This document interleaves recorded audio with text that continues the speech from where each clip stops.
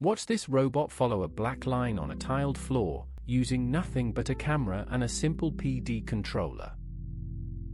We launch the simulation with a single command. The launch file starts Gazebo with our indoor room, spawns the robot on the line, bridges all the ROS topics, opens RViz with the camera feed, and starts the line follower node after a short delay. Line following is one of the most fundamental tasks in robotics. The idea is simple: a robot detects a line on the ground and adjusts its steering to stay on track. It is used in warehouses, factories, and as a starting point for learning autonomous navigation. The robot has a camera tilted downward at about 35 degrees. It captures the floor in front, and the node crops the bottom third of the image, where the line is closest. Then it converts to grayscale and thresholds for dark pixels.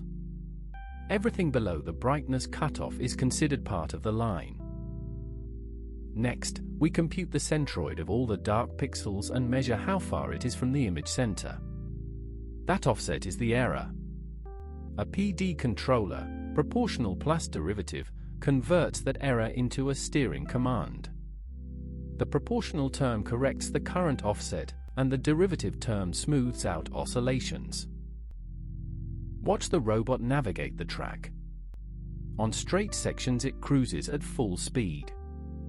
On curves, it slows down and steers proportionally. You can see the live camera feed in RViz, showing exactly what the robot sees. If the line disappears from the camera view, the robot stops and spins in the direction it last saw the line. Once it reacquires the track, it smoothly resumes following. The world is a furnished indoor room with walls, a sofa, bookshelves, potted plants, and paintings. The floor is a procedurally generated tile texture with a smooth black line track drawn using a Catmullron spline. Full source code is on GitHub, link in the description. Subscribe for more ROS2 robotics tutorials.